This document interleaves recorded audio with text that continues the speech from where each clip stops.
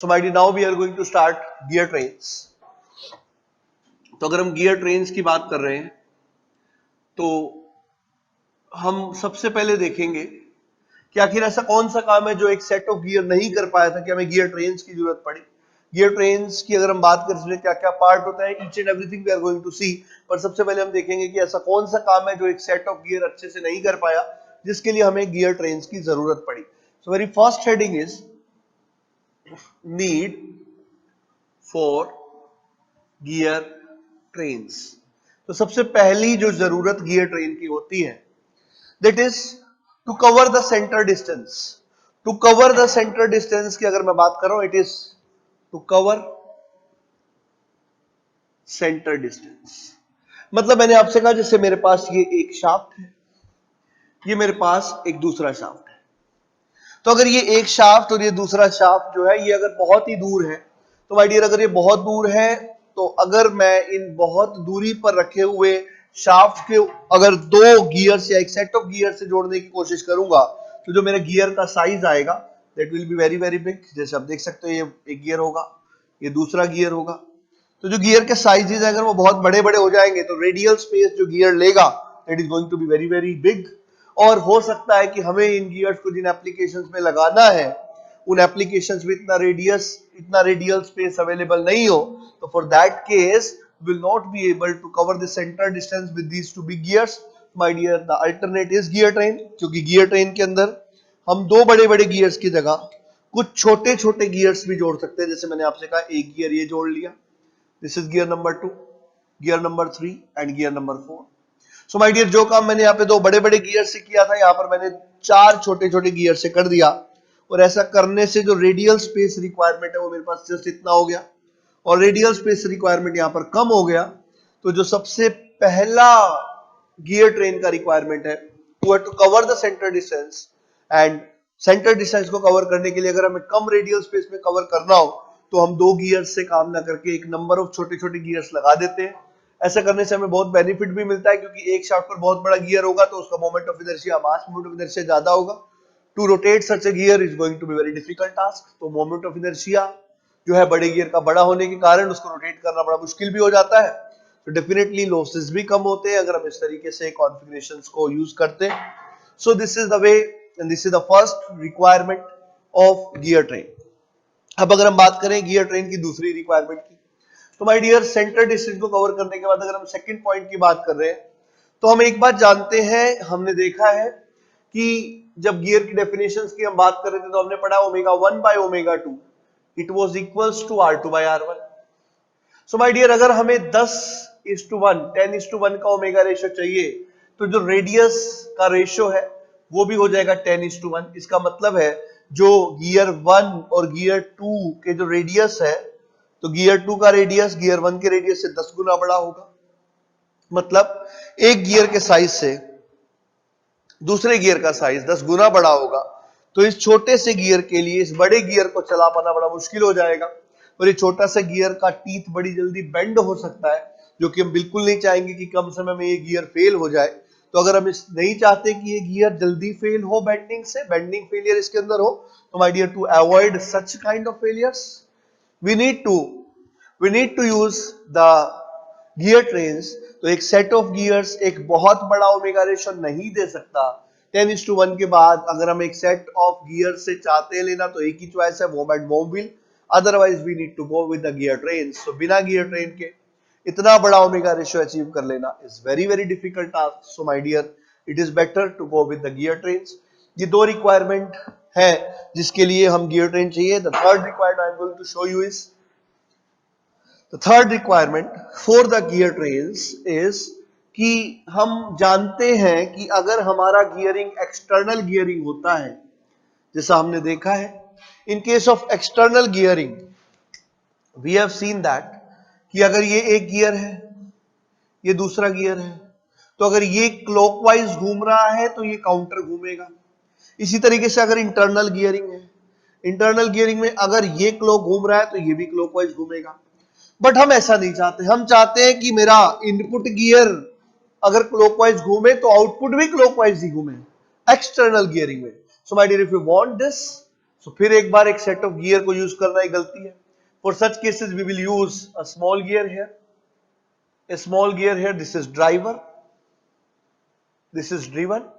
अब अगर इसके बीच में हम एक इंटरमीडिएट गियर लगा देंगे, if we are using this, so my dear, this will rotate clockwise, this will rotate counterclockwise. This is counterclockwise, this will be clockwise. So my dear, अब इसका जो ड्राइवर है वो भी क्लॉकवाइज घूम रहा है और ड्रिवन भी क्लॉकवाइज घूम रहा है. So my dear, by doing so, हमने ड्राइवर और ड्रिवन दोनों को सेम डायरेक्शन में घुमा दिया इन एक्सटर्नल गियरिंग. सिमिलरली अगर हम इंटरनल गियरिंग की बात कर रहे हैं, तो अगर हम चाहते हैं कि यहां पर हमने गियर लगाया, हम जानते हैं ये अगर क्लॉकवाइज घूम रहा है तो ये भी क्लॉकवाइज घूम रहा है, और अगर हम इस गियर और इस गियर की बात करें, ये क्लॉकवाइज है, ये भी क्लॉकवाइज है, तो अगर हम चाहते हैं काउंटर से क्लॉक देना, तो माय डियर अगर हम यहां पर एक गियर लगा दें जिसको हम सन गियर भी बोलते हैं, if this gear will rotate counter clockwise, this will be clockwise and this will also be clockwise. So my dear, अगर ये counter clockwise घूमेगा, ये clockwise घूमेगा and ये भी clockwise घूमेगा. तो my dear, the point is external gearing में अगर हम दो gears की बात कर रहे हैं तो clockwise से counter clockwise rotation हमें मिलता है, जबकि अगर हम चाहते हैं clock से clock ही मिले तो intermediate gear को use करके इसको gear train बना करके we can go for this, and my dear, by doing so we can have the desired direction of rotation whatever we want. And my dear, this is point number 3, and the fourth requirement is multiple omega ratios. The fourth requirement is very very important. Fourth one is multiple omega ratio.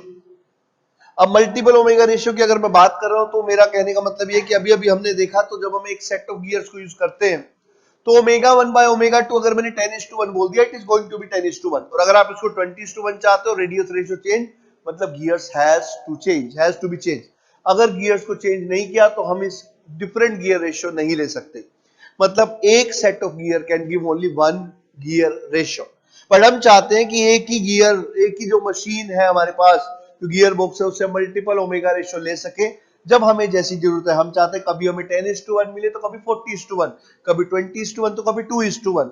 So my dear, for such requirements, once again a set of gear fails to give, and my dear, we need to go for the gear trains, and this requirement is fulfilled by planetary gear train. तो हम बहुत detail में देखने वाले हैं कि ऐसा क्यों होता है, and I'm giving a hint here.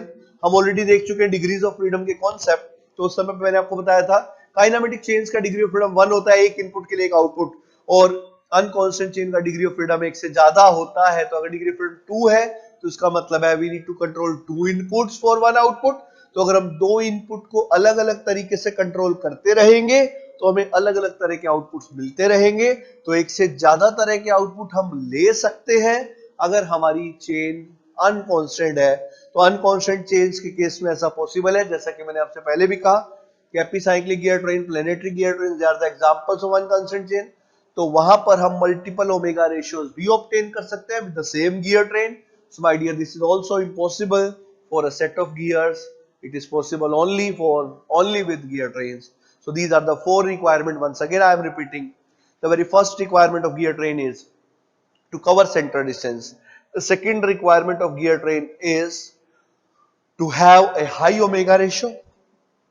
Third point is to get the desired direction, the desired sense of rotation of output gear for a given sense of rotation of input gear. And the last point is, my dear, कि अगर हम चाहते हैं multiple omega ratios, तो ये 4 चीजें ऐसी हैं जो हमें गियर ट्रेन्स के लिए इंप्रेस करते हैं कि if you want these things, we cannot go with the set of gears, we need to go with gear trains. तो encourage करती है चीजें हमें gear trains को यूज करने के लिए. So my dear, अब हम देखते हैं कि gear trains में कौन कौन से parts होते हैं. The next heading is parts of a gear train.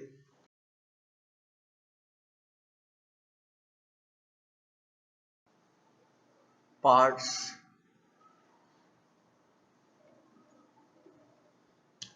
of a gear train. तो माय डियर, एक गियर ट्रेन के अंदर जो सबसे पहला पार्ट होता है वो है driver gear, second is driven gear. ये दो चीजें तो एक सेट ऑफ गियर में भी होती है। The third thing is intermediate gears. अब इंटरमीडिएट गियर्स जो है एक से ज्यादा हो सकते हैं, बट ये एज ए पार्ट एक ही काउंट होगा। And fourth thing which may be present is arm और स्पाइडर। सो माय डियर, अब अगर हम ध्यान से देखें, मैंने 4 पार्ट्स बनाए, तो मैं ये नहीं कह रहा कि किसी भी एक गियर ट्रेन में 4 पार्ट्स चारों के चारों होंगे, बट जैसा मैंने आपसे कहा, ये दो तो एक सेट ऑफ गियर्स में भी होता है। तो इस सेट ऑफ गियर को गियर ट्रेन बनाने के लिए कम से कम इन दोनों में से एक चीज का होना जरूरी है। जैसे मैंने आपसे कहा, अगर किसी गियर ट्रेन में ड्राइवर और ड्रिवन गियर के साथ इंटरमीडिएट गियर्स आ जाते हैं, तो माय डियर ऐसी गियर ट्रेन के एग्जांपल है simple gear train, compound gear train and reverted gear train. Similarly, अगर ड्राइवर और ड्रिवन गियर के साथ आर्म और स्पाइडर की अगर हम बात करें, आर्म आ जाती है, तो माय डियर इस केस में आर्म को कैरियर भी बोलते हैं कभी कभी। तो अगर आर्म आ जाती है, तो my dear for that case the gear train is known as an epicyclic gear train. और अगर ड्राइवर और ड्रिवन गियर के साथ intermediate gear as well as arm या स्पाइडर या कैरियर आ जाता है, तो ऐसी गियर ट्रेन को कहा जाता है planetary gear trains. And my dear, हर गियर ट्रेन को अब हम बहुत डायरेक्ट, बहुत डिटेल वे में देखने वाले हैं एक एक करके। तो माय डियर, एक गियर ट्रेन के मिनिमम 3 पार्ट होंगे, मैक्सिमम 4 हो सकते हैं। अगर वो फर्स्ट, सेकंड और थर्ड है तो simple, compound and reverted are the example. अगर वो फर्स्ट, सेकंड एंड फोर्थ है तो epicyclic is the example. And if it is first, second, third and fourth all are present, it is planetary gear train. So my dear, intermediate gears या arm, इन दोनों में से एक का present होना जरूरी है किसी भी एक सेट ऑफ गियर को गियर ट्रेन बनाने के लिए। और ऐसा नहीं है कि सिर्फ एक ही, ये दोनों भी प्रेजेंट हो सकते हैं, तब भी उसे हम गियर ट्रेन बोलेंगे। And that gear train is planetary gear train which consist of all.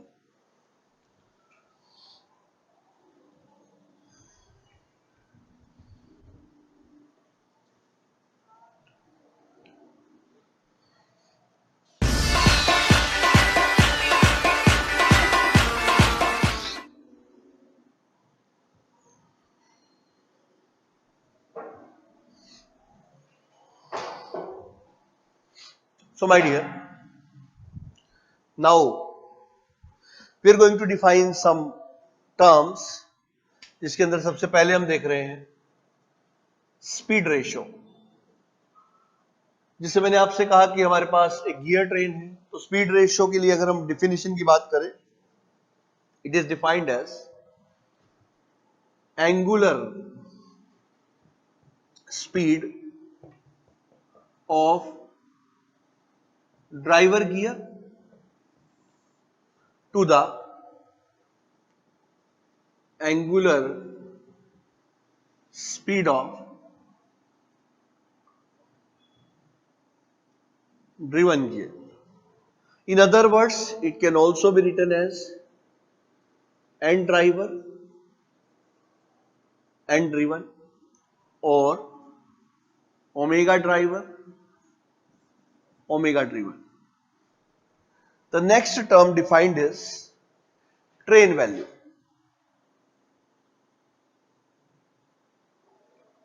Train value is defined as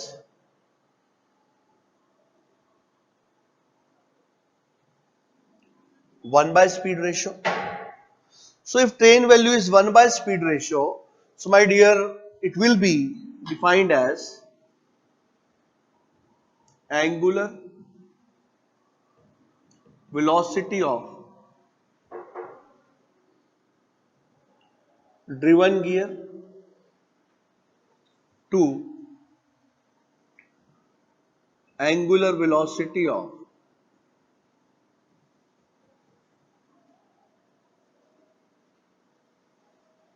driver gear.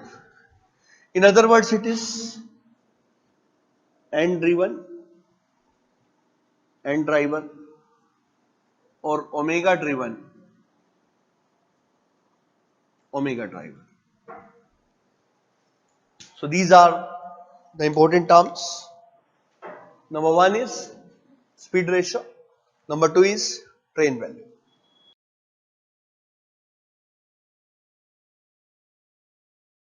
So my dear, now we are going to start the gear trains one by one. We will see.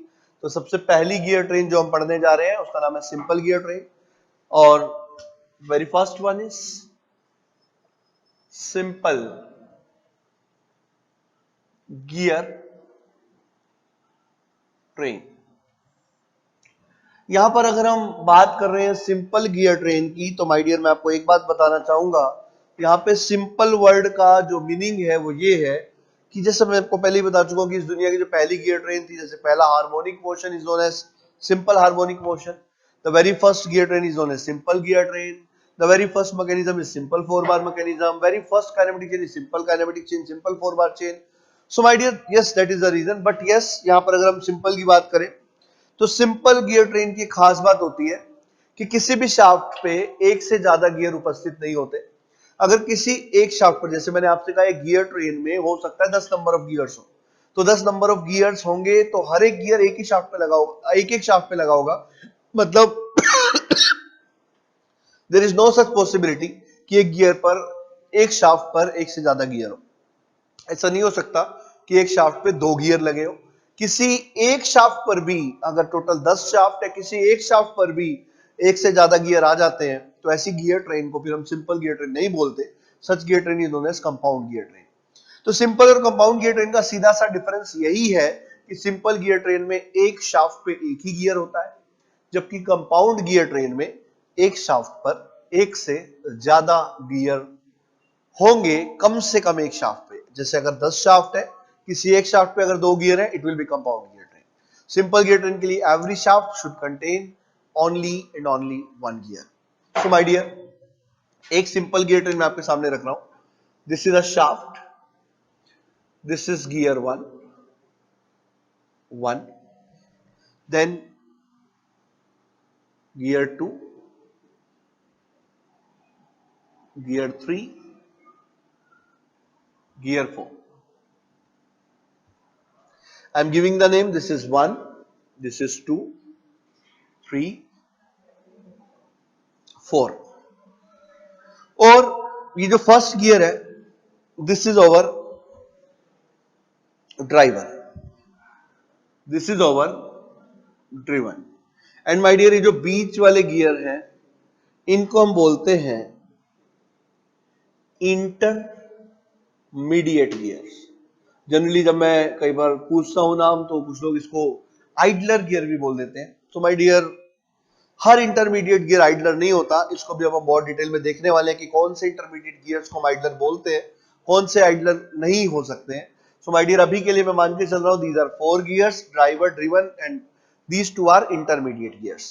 So my dear, अगर हम analysis करना चाहते हैं और अगर हम निकालना चाहते हैं what will be the speed ratio of this gear train, तो हम अच्छे से जानते हैं कि 1 और 2 जो है वो आपस में मेटिंग गियर है. और मेटिंग गियर के लिए हमने एक रिलेशन पढ़ा है, omega 1 by omega 2 is equals to T2 by T1. This relation we have already seen. So this is omega 1 by omega 2 is T2 by T1. This is our equation 1. और बिल्कुल 1 और 2 की तरह जो गियर नंबर 2 और 3 है वो भी मेटिंग गियर है. तो 2 और 3 के लिए भी मैं एक ऐसी इक्वेशन लिख सकता हूं कि omega 2 by omega 3 is equals to T3 by T2. So my dear, this is my equation number 2. And similarly अगर हम गियर 3 और 4 को देखें तो वो भी मेटिंग गियर है. सो उसके लिए भी हम लिख सकते हैं omega 3 by omega 4 is T4 by T3, and this is my dear equation number 3. अब प्रश्न ये है, ये जो मैंने डिफिनेशन या फिर ये जो मैंने रिलेशन लिखा है, this is giving me the speed ratio of a set of gear. क्योंकि 1 और 2 में देखो तो 1 ड्राइवर है और 2 ड्रिवन है. फिर 2 और 3 में देखो तो 2 ड्राइवर है और 3 ड्रिवन है. 3 और 4 में देखो तो 3 ड्राइवर है और 4 ड्रिवन है. बट माय डियर, मुझसे पूछा गया है पूरी गियर ट्रेन के बारे में, तो मुझे बताना है speed ratio of complete gear train. तो अगर मैं पूरी गियर ट्रेन का स्पीड रेशियो बताना चाहता हूं, तो फुल गियर ट्रेन के लिए जो स्पीड रेशियो होगा वो होगा पूरी गियर ट्रेन के ड्राइवर का पूरी गियर ट्रेन के ड्रिवन से ratio it is going to be omega 1 by omega 4। फिर मुझे ऐसा फील हुआ कि अगर इन तीनों इक्वेशन की लेफ्ट हैंड साइड को मैं मल्टीप्लाई कर दूं तो मुझे वो रेशो मिल जाएगा। मैंने कहा एक काम करते हैं, करके देखते हैं। This is omega 1 by omega 2 into omega 2 by omega 3 into omega 3 by omega 4, and my dear similarly the right hand side will become T2 by T1, T3 by T2, T4 by T3। यहां पर T2 से T2, T3 से T3 will get cancel out। इसी तरीके से omega 2 से omega 2, omega 3 से omega 3, तो जैसा मैंने आपसे कहा था omega 1 by omega 4 is coming। So left hand side में omega 1 by omega 4 हमें मिल रहा है, right hand side में T4 by T1। So my dear the relation came out with omega 1 by omega 4 which is the speed ratio of gear train is equals to T4 by T1। तो my dear मैंने आपसे कहा कि सोचो अगर इस gear train में दो ही गियर होते, एक पहला और एक चौथा, this is gear 1, this is gear 4, तो अगर सिर्फ 1 and 4 ही होते तो भी अगर मैं इसका स्पीड रेशियो लिखता तो ओमेगा 1 बाय ओमेगा 4 होता T4 बाय T1। इसका मतलब है कि जो बीच वाले गियर 2 और 3 है उसके होने या ना होने का पूरी गियर ट्रेन के स्पीड रेशियो पे कोई इंपैक्ट आया ही नहीं। मतलब ये जो गियर 2 और 3 है ये हो या नहीं हो, मेरा speed ratio of gear train is going to be same, it is independent of 2 and 3। इसका मतलब है कि गियर 2 और गियर 3 ने स्पीड रेशियो में कोई भी कंट्रीब्यूशन नहीं किया है। सो माय डियर ऐसे गियर्स जो कि स्पीड रेशियो में कोई भी कंट्रीब्यूशन नहीं करते हैं, ऐसे इंटरमीडिएट गियर्स को कहा जाता है आइडलर गियर। तो माय डियर हर इंटरमीडिएट गियर आइडलर नहीं होता, सिर्फ वो इंटरमीडिएट गियर आइडलर होते हैं जो स्पीड रेशियो में अपना कंट्रीब्यूशन नहीं करते। अब आप बोलोगे सर हमें कैसे पता लगेगा कौन कंट्रीब्यूट करेगा या नहीं? तो माय डियर हमें हर बार ऐसी कैलकुलेशंस करने की जरूरत नहीं है। अभी अगली gear train, compound gear train पढ़ने तक I will be making you clear about this fact that कि ऐसे जितने भी इंटरमीडिएट गियर होते हैं जो सिंगल शाफ्ट पे प्रेजेंट होते हैं, मतलब ऐसे इंटरमीडिएट गियर जो किसी शाफ्ट पे अकेले होते हैं बिना किसी दूसरे गियर के, ऐसे गियर ही आइडलर की तरह काम करते हैं। सो माय डियर अगर हम इस गियर ट्रेन की बात करें तो गियर 2 और गियर 3 इंटरमीडिएट है, तो आइडलर होने की पहली बात होती है वो इंटरमीडिएट होने चाहिए। दूसरा वो सिंगल शाफ्ट पे सिंगल गियर होने चाहिए। तो माय डियर ये सिंगल शाफ्ट पे सिंगल गियर है, इसलिए इस बार इंटरमीडिएट गियर आइडलर भी है। तो माय डियर अब की बार अगर आप बोल देते कि ये इंटरमीडिएट आइडलर है तो मैं बोलूंगा यस दे आर आइडलर्स, क्योंकि वो कोई कंट्रीब्यूशन नहीं दे रहे हैं स्पीड रेशियो के अंदर गियर ट्रेन के। एंड माय डियर अब अगर हम ध्यान से देखें तो अगर स्पीड रेशियो में कोई कंट्रीब्यूशन नहीं दिया तो जो हमने 4 नीड ऑफ गियर ट्रेन देखी थी तो उसमें से नीड नंबर 1 तो डेफिनेटली कवर कर दी, क्योंकि सेंटर डिस्टेंस कवर करने में इन दो का योगदान है। First need is fulfilled. Second is speed ratio में कोई कंट्रीब्यूशन नहीं है तो सेकंड पॉइंट में ये गियर ट्रेन हमारी एक्सपेक्टेशन को फुलफिल नहीं करती। थर्ड थिंग हमने देखा था माय डियर कि जब हम डायरेक्शन की बात कर रहे थे तो माय डियर ये जो सेंस है, अगर ये क्लॉक होता है तो ये काउंटर होगा, ये काउंटर हुआ तो ये क्लॉक होगा, और ये क्लॉक हुआ तो ये काउंटर होगा। सो माय डियर कहने का मतलब ये है कि यहां पर दो इंटरमीडिएट गियर थे, तो क्लॉक से काउंटर, काउंटर से क्लॉक, क्लॉक से काउंटर। कहने का मतलब जब इंटरमीडिएट गियर इवन नंबर में होंगे, जैसे कि यहां पर दो इंटरमीडिएट गियर है, तो हमें ड्राइवर की स्पीड अगर क्लॉकवाइज, ड्राइवर अगर क्लॉकवाइज घूम रहा है तो ड्रिवन काउंटर घूम रहा है, मतलब ड्राइवर और ड्रिवन जो है वो अपोजिट घूमेंगे। और अगर हमने गलती से इंटरमीडिएट गियर 2 की जगह एक ही रखा होता, जैसे मैंने आपसे कहा अगर मेरा एग्जांपल कुछ ऐसा होता कि ये रहा मेरा ड्राइवर गियर, ये रहा इंटरमीडिएट गियर और ये रहा driven gear. So my dear in this case ये क्लॉकवाइज घूमता तो ये काउंटर, और ये काउंटर तो ये clock. So my dear clock के लिए मुझे क्लॉक ही मिलता। तो अगर इंटरमीडिएट गियर नंबर में ओड है तो ड्राइवर और ड्रिवन सेम डायरेक्शन में घूमेंगे, they will be having same sense of rotation. तो माय डियर अगर हम सिंपल गियर ट्रेन की बात करें तो 3 पॉइंट्स यहां पर हाईलाइट करने योग्य है। सबसे पहला पॉइंट कि अगर हर शाफ्ट पर सिर्फ एक ही गियर मौजूद है, ऐसी गियर ट्रेन को हम सिंपल गियर ट्रेन बोलते हैं। सेकंड इंपॉर्टेंट पॉइंट इज ऐसे इंटरमीडिएट गियर जो कि स्पीड रेशियो में अपना कंट्रीब्यूशन नहीं देते हैं, ऐसे गियर्स को कहा जाता है आइडलर्स। एंड माय डियर, जो आइडलर्स या आइडल गियर होते हैं उनकी पहचान ये है कि वो ऐसे इंटरमीडिएट गियर होते हैं जो कि they are such intermediate gears which are present alone on a shaft. And my dear, third important point is, अगर number of intermediate gears between driver and driven are even in number, तो input और output link का जो sense of rotation होगा वो एक दूसरे से अपोजिट होगा। बट अगर इंटरमीडिएट गियर्स जो हम लगा रहे हैं वो ओड इन नंबर होते हैं, तो my dear in that case अगर नंबर ओड है तो जो ड्राइवर गियर और ड्रिवन गियर है उनका सेंस ऑफ रोटेशन जो होगा वो सेम होगा। So my dear, these are the 3 important points about simple gear train. And definitely ये हमारी 4 रिक्वायरमेंट में से सिर्फ 2 ही रिक्वायरमेंट्स को फुलफिल करता है। पहला, टू कवर सेंटर डिस्टेंस, दूसरा to give the desired sense of rotation for output gears. My dear, ना तो ये मल्टीपल ओमेगा रेशियो देता है, ना ही ये हायर या डिफरेंट ओमेगा रेशियो देता है जो कि एक सेट ऑफ गियर नहीं दे सकता। तो माय डियर, सिर्फ 4 में से 2 ही रिक्वायरमेंट्स, 2 ही नीड्स ये फुलफिल कर पाए।